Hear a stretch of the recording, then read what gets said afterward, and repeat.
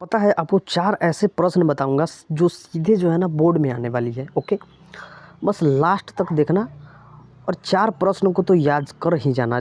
बात समझ रहे हो ना? जिस पे VVI लिखा होगा समझ जाना कि वो प्रश्न जो है ना क्या है, सबसे जो है ना इम्पोर्टेंट है। ठीक, तो चलो हम लोग अगला चैप्टर का जो है ना इम्पोर्टेंट क्वेश्चन का रिवीजन करते हैं और इसको याद करते हैं। ओके, चलो 1 नंबर क्वेश्चन क्या कह रहा है। 1 नंबर क्वेश्चन कह रहा है भूमंडलीकरण शब्द का इस्तेमाल किसने कहाँ किया।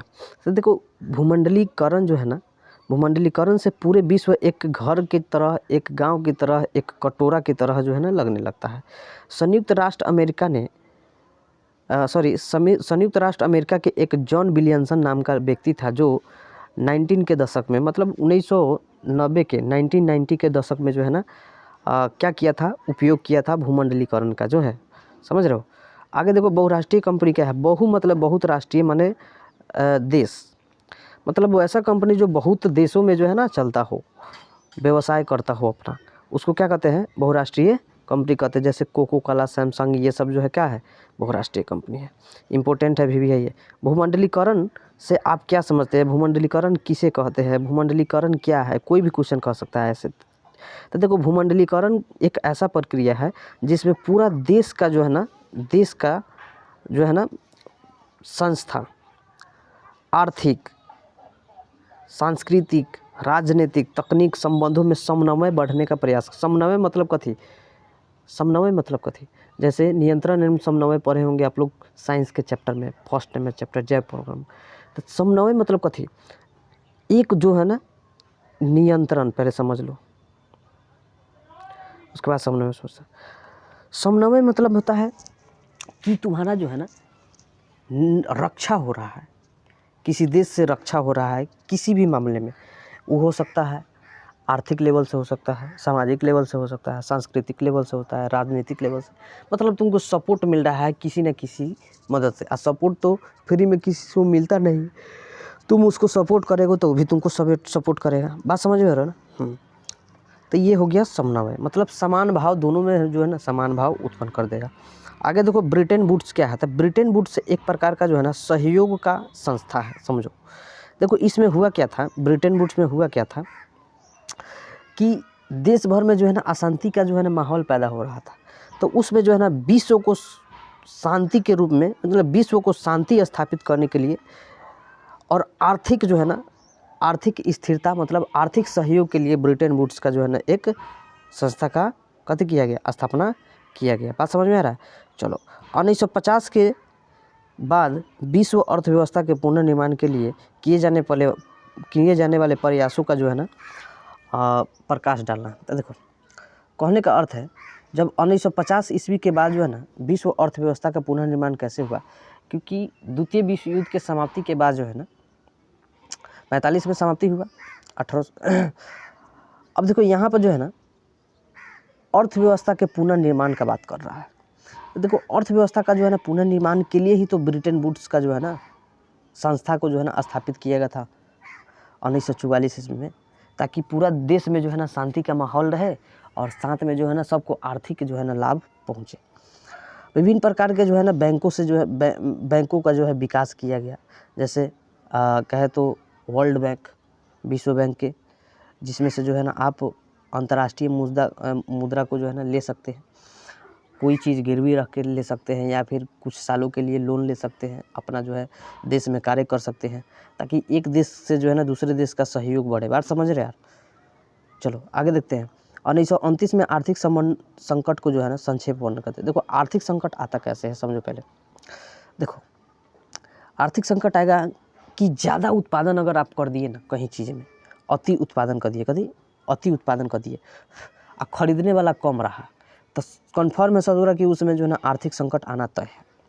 बात समझ रहे हो ना? हाँ, माने सामान ज़्यादा हो जाएगा तो ख़रीदने वाला कम हो जाएगा। बात समझ रहे हो? ख़रीदने वाला कम हो जाएगा तो आपका रेट कम हो जाएगा, कन्फर्म है। और वही सामान जब कम रहेगा ना तो ख़रीदने वाला ज़्यादा रहेगा और रेट क्या रहेगा आपका, हाई रहेगा। बात समझ रहे हो? और वही सामान आपके पास अवेलेबल ज़्यादा रहेगा तो ख़रीदने वाला कम रहेगा, और वो रेट कथी करना पड़ेगा, हार पाँच के कथी करना पड़ेगा, डाउन करना पड़ेगा रेट में। जैसे आप लोग देखते होंगे बाज़ार में कभी आलू कम हो जाता है तो उसका रेट क्या होता है, बढ़ जाता है, वही आलू ज़्यादा हो जाता है तो क्या होता है, रेट गिर जाता है। तो यही जो है ना संकट आ जाता है एक प्रकार से किसानों को। भूमंडलीकरण में बहुराष्ट्रीय कंपनी का योगदान यानी भूमिका को स्पष्ट करो। देखो भूमंडलीकरण में जो है ना बहुराष्ट्रीय कंपनी बहुत सहायक करती है। कैसे, तो समझो, वो जो है ना मान ली कि भूमंडलीकरण का मतलब होता है एक देश को दूसरे देश को साथ जो है ना जोड़ देना, एक देश को जो है ना दूसरे देश के साथ कथी करना, जोड़ देना। और ये जोड़ने का काम बहुराष्ट्रीय कंपनी बहुत अच्छी से भली भांति करती है। कैसे, तो एगो जो है ना मान लो कोको कोला ये देश में है तो यो कोको कोला ई देश में है, यो कोको कोला ई देश में है, तो ये एक कंपनी 3-3 गो देश में जो है ना अपना जो है संस्था चला रहा है, तो बोलो इसके जो है ना संबंध अच्छा होगा कि नहीं, बिल्कुल होगा। चलो आगे देखते हैं विश्व बाजार किसे कहते हैं। तो विश्व बाजार मतलब वैसा बाजार जहाँ विश्व के सारे बाजार जो है ना उपलब्ध हो। विश्व बाजार उन स्थलों के बाजार को कहते हैं जहाँ विश्व के सभी वस्तु आम लोग को खरीदने में उपलब्ध हो। जैसे अलेक्जेंड्रिया विश्व बाजार के रूप में आता था, ये राजधानी मुंबई जो है ना, वित्तीय राजधानी मुंबई अभी जो है क्या है, विश्व बाजार के रूप में भारत के लिए है। चलो आगे देखते हैं आर्थिक संकट से आप क्या समझते हैं। आर्थिक संकट का मतलब क्या होता है कि अगर आपका कृषि उद्योग व्यापार क्षेत्र में अवरुद्ध हो जाए, कृषि व्यापार और उद्योग क्षेत्र अवरुद्ध हो जाए तो समझ जाना कि क्या होगा, आर्थिक संकट आना तय है। आर्थिक मतलब पैसा होता है। अब पैसा कहाँ से मिलता है, कृषि उद्योग और व्यापार से ही पैसा मिलता है, याद रखना। चलो न्यू डील क्या है, ये भी अच्छा जो क्वेश्चन है, इंपॉर्टेंट क्वेश्चन है।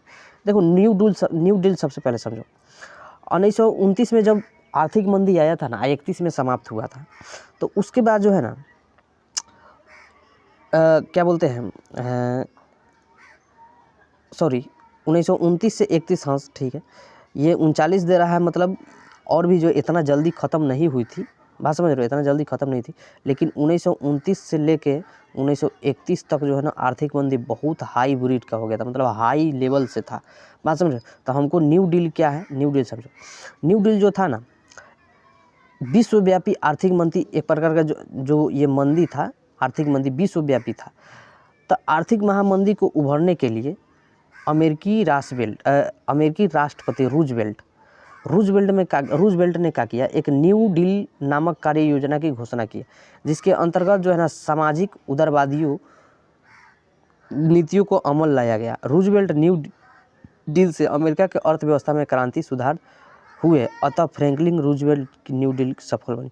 मतलब कहने का मतलब देखो, एक न्यू डील जो था ना रूजवेल्ट के जो है ना ये योजना था, कैसी था, रूजवेल्ट का क्या था, योजना था। न्यू डील क्या था, रूजवेल्ट का एक योजना था, जो अमेरिका में जितने भी सामाजिक तौर पे जो है ना कमज़ोर हो गए थे, आर्थिक क्षेत्र पर आर्थिक तौर पे कमज़ोर हुए थे, उनको जो है सहयोग पहुंचाने में न्यू डील योजना जो है क्या किया, महत्वपूर्ण भूमिका निभाया। ओके, आगे देखो औद्योगिक क्रांति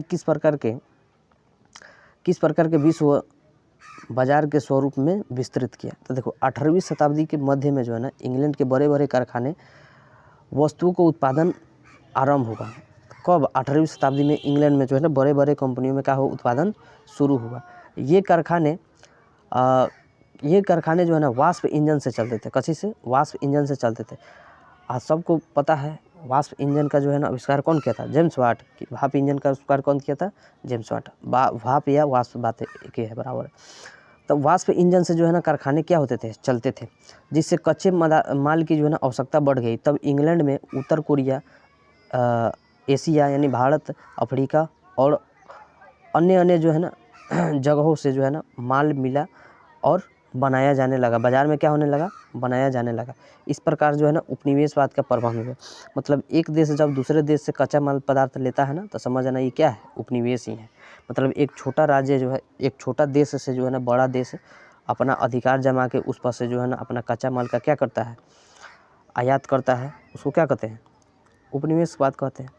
चलो अब विश्व बाजार के चलन से आपको क्या फ़ायदा और नुकसान हुआ। मतलब विश्व बाजार जब चला तो उससे जो है ना आपको क्या फ़ायदा और क्या नुकसान हुआ।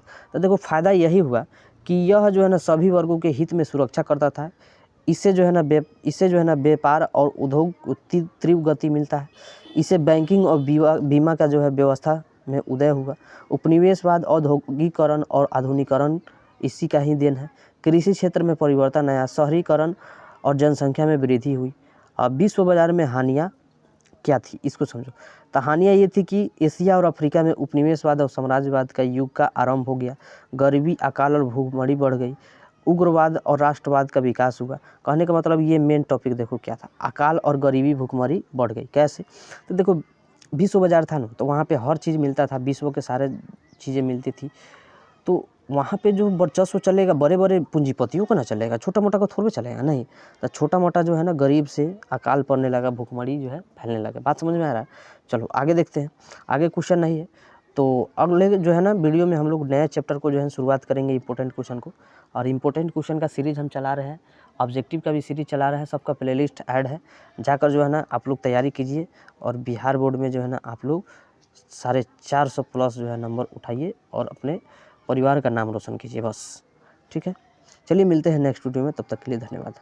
जय हिंद, वंदे मातरम।